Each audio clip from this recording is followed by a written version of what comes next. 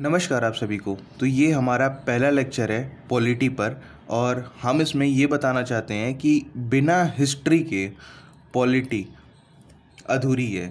तो इसलिए हम लोग हिस्ट्री से ही शुरुआत करते हुए थोड़ा बहुत जानते हुए शुरू करेंगे, आते जाएंगे पॉलिटी पर। बेसिकली आप अगर किसी बुक को भी फॉलो करेंगे तो वहाँ पे भी पहले हिस्टोरिकल बैकग्राउंड और हिस्ट्री को ही थोड़ा बहुत पहले दिखाया रहेगा।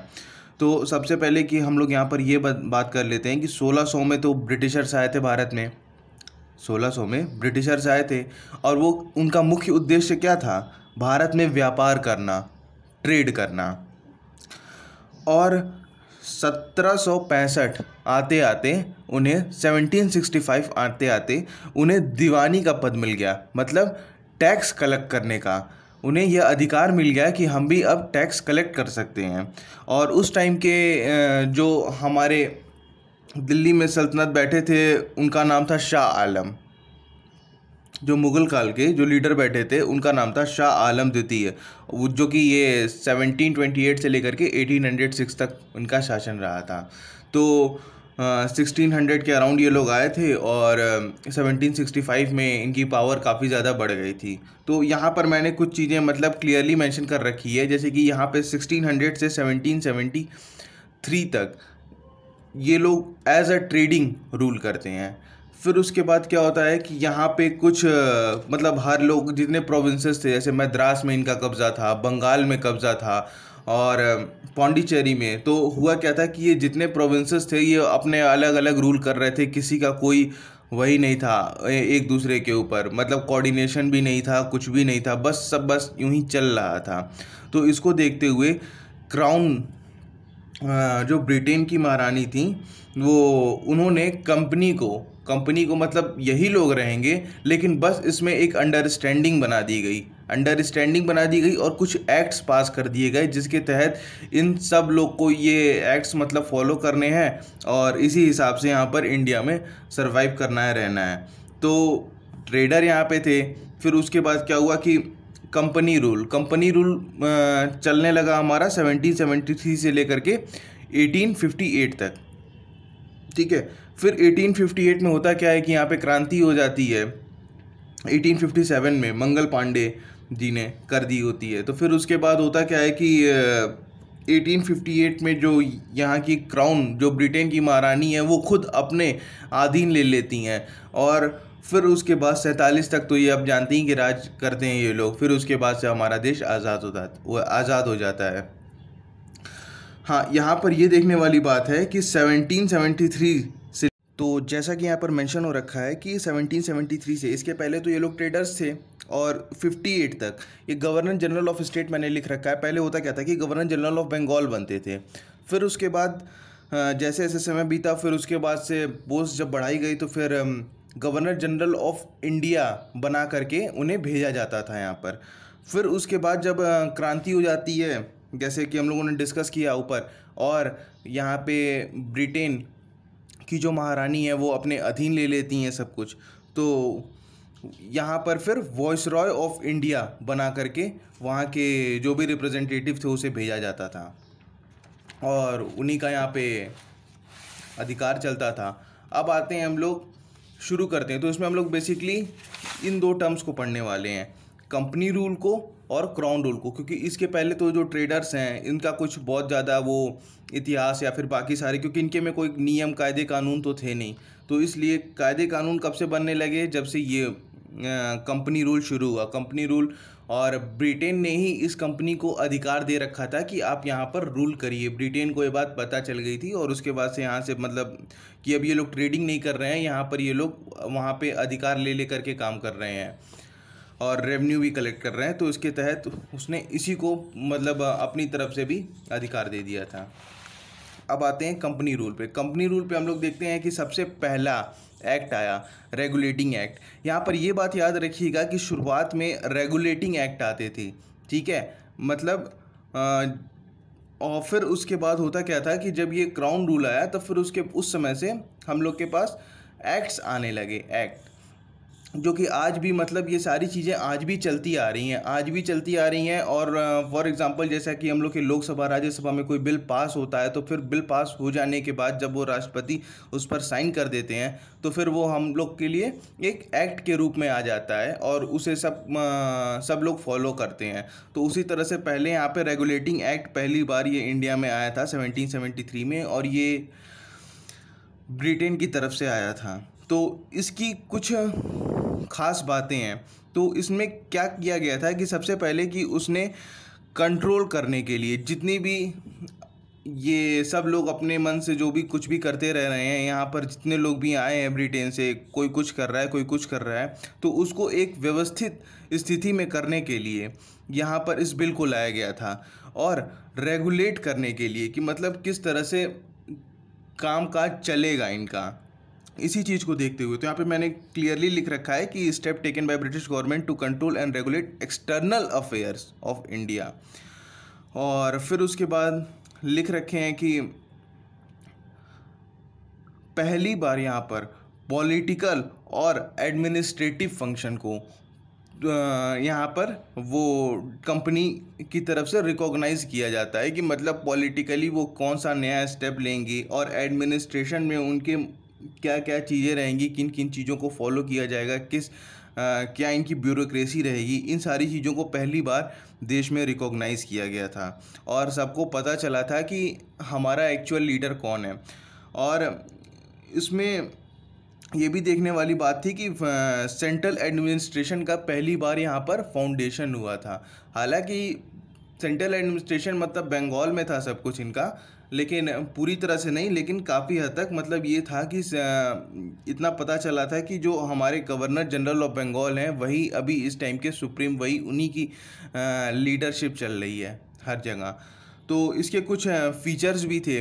फीचर्स में सबसे अच्छा फीचर्स इसमें था कि सबसे पहले ही मैं डिस्कस कर देना चाहता हूँ उसे कि यहाँ पर जो ब्राइब ले रहे थे, ब्राइब मतलब क्या होता है, घूस लेना। जो कुछ मतलब वो थे अपने नेटिव से, मतलब जो कुछ छोटे छोटे राज्य थे उनसे घूस लेकर के उनका काम करवा दे रहे थे कुछ ब्रिटिशर्स।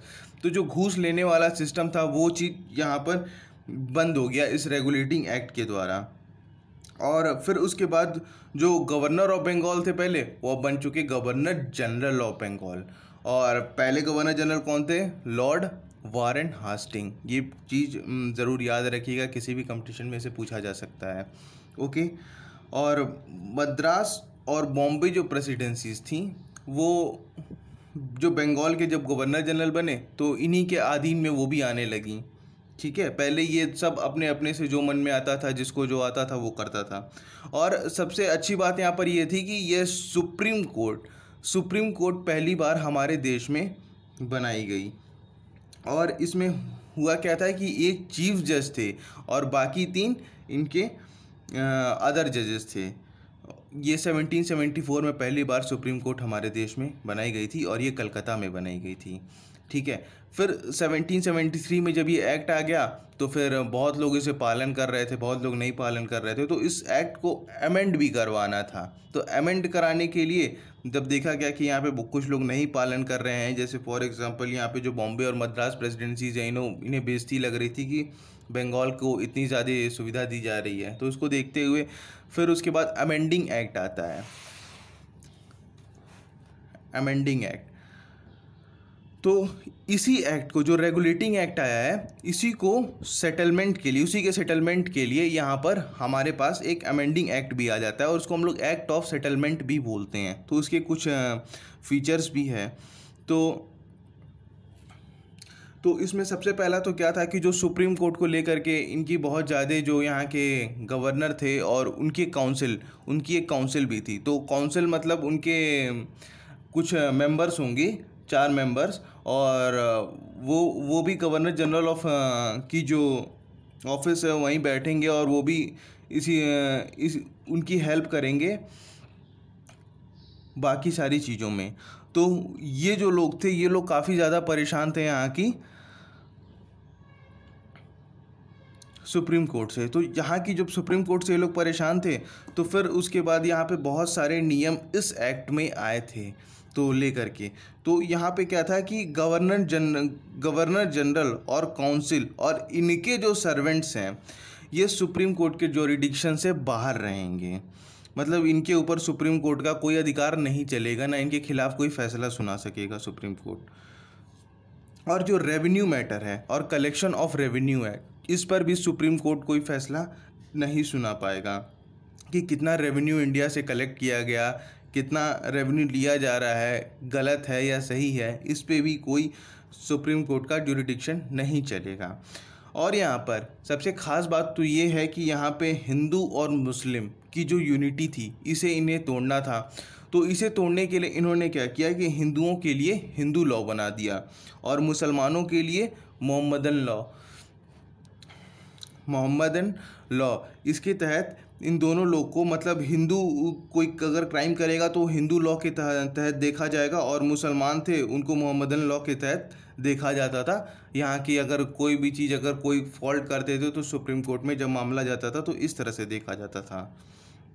और गवर्नर जनरल के पास यह पावर आ गई थी कि वो जो भी मतलब फ्रेम करें रेगुलेशंस, जितने भी रेगुलेशंस हैं उसको फ्रेम करे और प्रोविंशियल कोर्ट्स के लिए और उसके काउंसिल ऑफ मेंबर्स के लिए। मतलब सुप्रीम कोर्ट कुछ भी नहीं उसमें हस्तक्षेप कर पाएगी, वो खुद ही डिसाइड करेंगे कि उन्हें क्या करना है। और गवर्नर जनरल अपने जो चार सपोर्टिव हैं उनके लिए वो खुद ही अपने खुद के नियम कायदे कानून बना सकेंगे।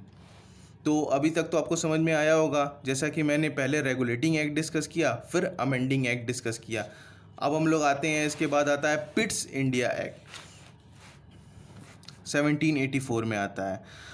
तो पिट्स इंडिया एक्ट में पहली बार जो इंडिया की जो टेरिटरीज थी उन्हें ब्रिटिश पोसेशंस इन इंडिया कहा गया। मतलब ब्रिटिश अपना अधिकार जमा रहे थे जो कि इंडियन टेरिटरी थी। और ब्रिटिश गवर्नमेंट के ऊपर पूरा इस एक्ट के तहत पूरा सुप्रीम कंट्रोल आ गया कि जो कंपनी के अफेयर्स हैं और उसका एडमिनिस्ट्रेशन है वो खुद ही देखेगी, ब्रिटिश गवर्नमेंट ही देखेगी। अब होता क्या था कि यहाँ पर इसके कुछ फीचर्स हम लोग इस एक्ट के बारे में जान लेते हैं।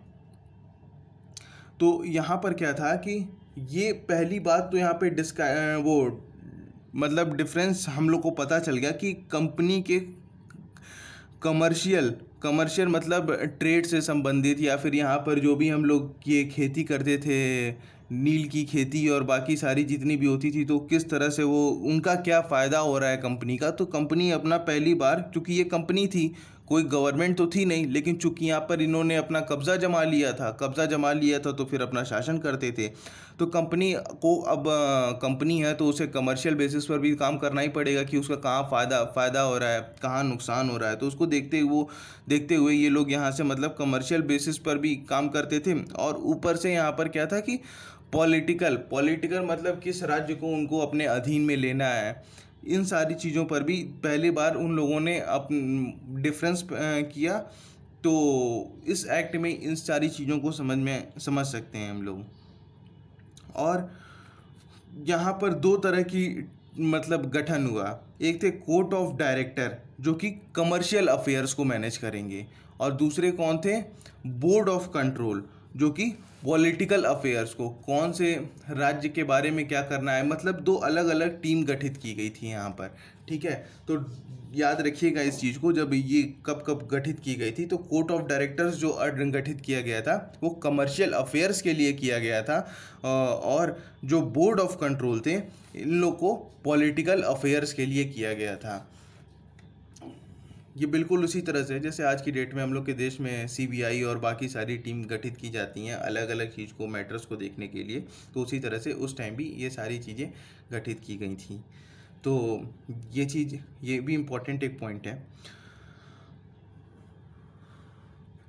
और बोर्ड ऑफ कंट्रोल में क्या था कि वो सुपरवाइज करता था और डायरेक्ट करता था, क्योंकि चूँकि इसको मतलब पॉलिटिकल किस राज्य को अधीन में लेना है, किसको नहीं लेना है। तो इसलिए ये सिविल और मिलिट्री और ख़ासकर मिलिट्री के ऊपर मतलब इसका पूरा अधीन था। और ये क्या करते थे कि मिलिट्री में कोई भी मिलिट्री की जब भी ज़रूरत पड़ेगी तो ये इसका यूज़ करते थे।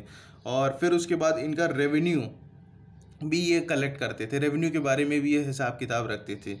तो ये जो था इनका बोर्ड ऑफ कंट्रोल, ये काफ़ी powerful powerful in the sense, मतलब एडमिनिस्ट्रेशन में काफ़ी पावरफुल थे ये लोग।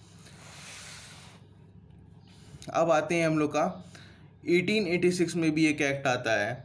मतलब अभी होता क्या है कि देखिए 84 में एक्ट आया, अब आता है यहाँ पर, फिर 86 में एक्ट आ जाता है, फिर उसके पहले 1773 में रेगुलेटिंग एक्ट आया ही था, फिर 1781 में अमेंडिंग एक्ट आ गया था। तो अमेंडिंग एक्ट में फिर उसी चीज़ को हम लोग को पालन करवाना था। 81 के बाद फिर 3 साल बाद ही फिर पिट्स एक्ट इन्हें लाना पड़ा। पिट्स एक्ट में क्या था कि मतलब कॉमर्शियल पॉलिटिकल बहुत सारी चीज़ों को लेकर के बहुत सारी दिक्कत आ रही थी कि मतलब एक ही आदमी कितने काम को देखेगा, तो इसलिए अलग अलग टीम का गठन किया गया। तो अलग अलग एक्ट्स मतलब इस तरह से आने लगे। और एक्ट्स बेसिकली बार बार क्यों आ रहे थे, क्योंकि इंडिया में इनकी स्थिति बिगड़ती जा रही थी डे बाई डे, और इंडिया में लोगों के अंदर नाराज़गी पैदा होती जा रही थी। तो 1886 में क्या होता है कि लॉर्ड कॉर्नवालिस को governor of Bengal, governor general of Bengal बनाया जाता है। तो इनका क्या सीन था कि ये इन्होंने अपनी डिमांड रखी थी और इन्होंने बोला कि अगर मेरी 2 शर्तें पूरी होंगी तो ही मैं यहाँ का गवर्नर जनरल ऑफ बंगाल बनूंगा। याद रखिएगा। तो होता क्या है कि इन्हें power to overwrite the decision of council in special cases. इस काउंसिल कौन, जो इन्हीं के सपोर्टिव मेंबर्स हैं, इन्हीं के सपोर्टिव जो मेंबर्स हैं, इन्हीं को ओवर राइड, मतलब जो इनके मन में आएगा वो वही करेंगे। लेकिन कभी कभी अगर ये लोग कुछ उल्टा सीधा बोलेंगे तो भी इनको इग्नोर करते हुए ये अपना ही काम करेंगे। और ये कमांडर इन चीफ रहेंगे। जो आर्मी यहाँ की जो इसकी मिलिट्री थी उसके ये खुद ही कमांडर इन चीफ रहेंगे। तो इनकी 2 डिमांड थी और दोनों डिमांड को फुलफिल करते हुए ब्रिटिश गवर्नमेंट ने इन्हें इंडिया का गवर्नर जनरल ऑफ बंगाल बना दिया था। अभी गवर्नर जनरल ऑफ इंडिया नहीं बनते थे, गवर्नर जनरल ऑफ बंगाल ही बनते थे। ये बात याद रखिएगा, ठीक है। और मद्रास और ये इनके अधीन में नहीं, ये पहले ही आ चुकी थी 1773 के एक्ट में कि जो गवर्नर बंगाल के रहेंगे उन्हीं के अधीन में मद्रास और ये बाकी जो है इनका बॉम्बे जो प्रेसिडेंसीज़ हैं वो इनके अंडर में आएंगी। अब हम आते हैं चार्टर एक्ट। अब देखिए, अब जो एक्ट आते थे पहले तो मतलब रेगुलेटिंग एक्ट था, रेगुलेटिंग एक्ट को ही पूरा अभी तक बैठाया वगैरह गया। अब होता क्या था कि चार्टर एक्ट आना शुरू हो गए। तो चार्टर एक्ट के भी हमारे कुछ फीचर्स हैं, इसे भी हम लोग अब डिस्कस कर लेते हैं। चार्टर एक्ट 1793 में आया। ये हर 20 साल बाद, अब यहाँ पे ये हुआ था, डिसीजन होता है कि हर 20 साल बाद एक एक एक्ट आते जाएंगे और मतलब जो भी कंडीशन है यहाँ पे ब्रिटिशर्स की और इंडियंस की उसको सुधारने के लिए। तो इसमें क्या हुआ था कि चार्टर एक्ट में जो ये लॉर्ड कॉर्नवालिस की मांग थी, इसी को देखते हुए हुआ क्या कि ओवर राइडिंग जो पावर था इनका उसको और भी ज़्यादा बढ़ा दिया गया। काउंसिल्स पे था और governor general of presidencies, Madras और बॉम्बे वाले जो प्रेसिडेंसीज थी, इनका भी अगर कोई फैसला आता है तो इसको भी ये इनके ऊपर है कि ये मानेंगे कि नहीं मानेंगे गवर्नर जनरल ऑफ बंगाल को। फिर उसके बाद क्या था कि इससे इंडिया में जो ट्रेड मोनोपोली था, मोनोपोली क्या मतलब एक ही कंपनी ट्रेड कर रही थी इंडिया में, जैसे कि ईस्ट इंडिया कंपनी ब्रिटेन की। तो ब्रिटेन में सिर्फ एक ही कंपनी तो थी नहीं, और भी बहुत सी कंपनी थी। तो वो भी कह रहे थे कि हमें भी इंडिया में ट्रेड करने दीजिए, हमें भी इंडिया में ट्रेड करने दीजिए, वहाँ पे बहुत ज़्यादा फ़ायदा हो रहा है। तो इसको देखते हुए, लेकिन कंपनी जो यहाँ की जो ईस्ट इंडिया कंपनी थी वो ब्रिटिश गवर्नमेंट से बस एक ही चीज़ कह रही थी कि नहीं, हमने इतने साल से यहाँ पे काम किया, इतना वर्चस्व कायम किया और हम किसी और को इंडिया में ट्रेड करने नहीं देंगे। तो इसमें क्या था कि इसको देखते हुए ब्रिटिश गवर्नमेंट ने भी एक नियम ले आ दिया कि बस ईस्ट इंडिया कंपनी ही इंडिया में ट्रेड करेगी, बाकी कोई नहीं ट्रेड करेगा। और कमांडर इन चीफ जो कि थे वो गवर्नर जनरल काउंसिल्स में के नहीं रहेंगे जब तक कि वो अपॉइंट ना किए जाएं। तो ये एक एक्ट आया था। तो एक्ट में मतलब पावर तो इनके साथ खूब सारी बढ़ गई और ट्रेड भी ये पता चल गया कि ईस्ट इंडिया कंपनी ही करेगी। और दूसरी कंडीशन जो कि आज भी चलती आ रही है, रेवेन्यू और ये जो बोर्ड ऑफ कंट्रोल के जो मेंबर रहेंगे, इसीलिए मैंने पहले कहा था कि ये थोड़े मतलब पावरफुल है, और इनके जो स्टाफ रहेंगे मतलब जो पॉलिटिकल पोस्ट वाले बंदे हैं उनको इंडिया में कोई रेवेन्यू नहीं देना पड़ेगा। फॉर एग्जांपल आप टोल टैक्स के पास अगर आप जाएंगे, आपकी गाड़ी अगर गुजर रही है तो वहाँ पे आपको पैसे देने होंगे आम नागरिक को, लेकिन कई बार आप देखेंगे किसी नेता को या फिर उनको, तो उनके लिए अलग से बगल में लेन बनी रहती है, उनके लिए मतलब टैक्स उनसे नहीं लिए जाते हैं कुछ पैसे। तो इसी चीज़ को देखते हुए मतलब ये पहली बार इंडिया में इस तरह का सिस्टम आया था बोर्ड ऑफ कंट्रोल का, कि बोर्ड ऑफ कंट्रोल के जो मेंबर्स हैं और उनके जो स्टाफ हैं वो लोग कहीं भी टैक्स पे नहीं करेंगे, उनके ऊपर टैक्स नहीं लागू होगा। अब आते हैं चार्टर एक्ट 1813 में। चार्टर एक्ट याद रखिएगा, इसके पहले कब आया था? 93 में चार्टर एक्ट। अब कब आया? 20 साल बाद। और इसके पहले रेगुलेटिंग एक्ट आया था 73 में, और 73 के बाद रेगुलेटिंग एक्ट के बाद ही चार्टर एक्ट आया। लेकिन चार्टर एक्ट आने के पहले बीच में ही लोग फॉलो नहीं कर रहे थे, तमाम तरह की दिक्कत आ रही थी। फिर लॉर्ड कॉर्नवालिस को भेजा गया तो फिर उनकी मांगें आने लगी, तो उसको देखते हुए बीच में 3 एक्ट्स आए थे जो कि अमेंडिंग एक्ट थे, पिट्स एक्ट थे, और फिर उसके बाद ये तो लॉर्ड कॉर्नवालिस की जो मांग ही थी, ये भी एक एक्ट के रूप में है। अब आते हैं 1813 का जो चार्टर एक्ट है, तो इसके भी कुछ फीचर्स हैं। तो इसका क्या था कि जो ट्रेड मोनोपोली, अभी जैसे मैंने बोला ना कि जो बस ईस्ट इंडिया कंपनी ही भारत में ट्रेड करेगी, ये जो मोनोपोली था ये चीज़ ख़त्म हो गया, और इनके हाथ में क्या रह गया? बस टी मतलब चाय पर ही इनका पूरा अधिकार रह गया, और जो चाइना से इनका ट्रेड होता था उस पर ही इनका पूरा अधिकार रह गया। बाकी जो ये कॉटन की खेती और बाकी सारी जितनी भी खेती होती थी उस पर ईस्ट इंडिया कंपनी ही नहीं, और भी कंपनीज हैं जो ब्रिटेन की आकर के यहाँ पर शासन करेंगी। फिर आते हैं कि इसमें पहली बार आप यहाँ पे देख लीजिए कि क्रिश्चियन, अभी तक मतलब धर्म को लेकर के मतलब क्रिश्चियनिटी को के विस्तार के लिए इस तरह की कोई भी एक्ट नहीं ली गई थी, मतलब कोई भी चीज़ों को नहीं भेजा गया था इंडिया में। लेकिन पहली बार क्रिश्चियन धर्म अपनाने को लेकर के, मतलब क्रिश्चियन धर्म के फैलाव को लेकर के पहली बार इंडिया में कुछ लोगों को एक टीम बना करके भेजा गया।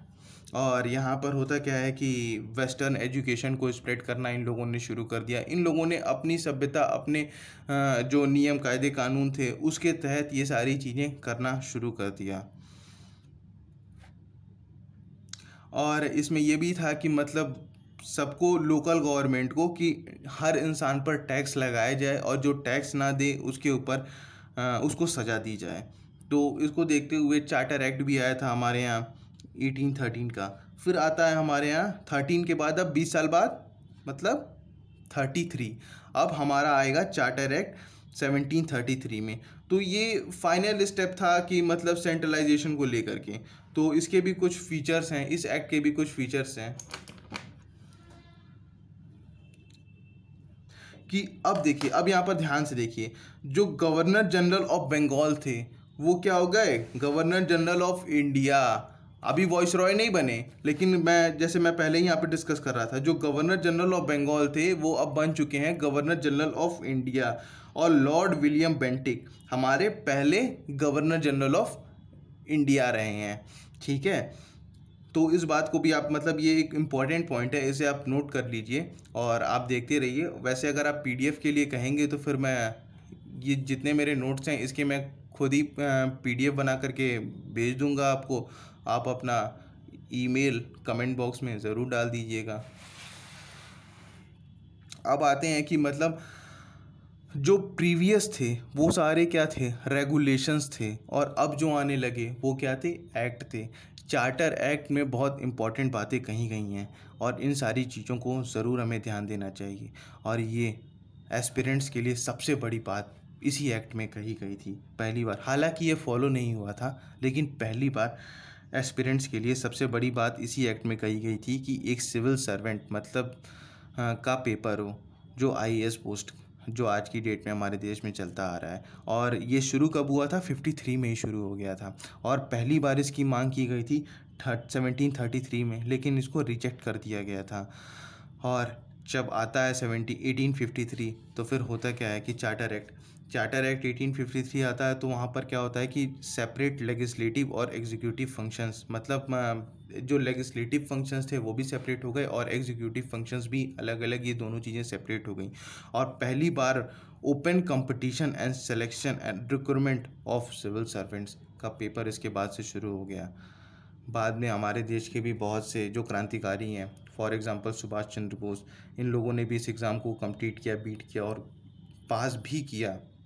और ये एग्ज़ाम आज भी चलता आ रहा है, जिसकी हम सब प्रिपरेशन भी करते हैं और कहीं ना कहीं हम सब का ड्रीम भी है। Okay, thank you everyone. अगर वीडियो आपको पसंद आया तो आप ज़रूर लाइक करिए, और नहीं पसंद आया तो आप डिसलाइक भी करिए। और अगर आपको इसकी PDF चाहिए तो इसके लिए आप कमेंट करिए और शेयर ज़रूर करिएगा, और सब्सक्राइब तो प्लीज़ ज़रूर कर लीजिएगा, क्योंकि इससे मुझे इंस्पिरेशन मिलती है और मैं नए नए वीडियोस इस पे और मतलब बनाता जाऊंगा। तो अभी हम लोगों ने आज क्या पढ़ा? कंपनी रूल पढ़ा। अब हम लोग कल क्या पढ़ेंगे? क्राउन रूल के बारे में, ठीक है? और आप बस वीडियो में बने रहिए हमारे साथ। हम पूरी पॉलिटी को यहाँ पर आपके साथ ही बैठ करके पढ़ेंगे और डिस्कस करेंगे। कहीं भी कुछ भी ना समझ में आए तो बिल्कुल आप ज़रूर पूछ लीजिएगा। तो जितने भी इम्पोर्टेंट पॉइंट्स हैं, ये सारे A to Z सारे इम्पोर्टेंट पॉइंट्स मैंने यहाँ पे नोट कर रखे हैं। Okay, thank you everyone for the day.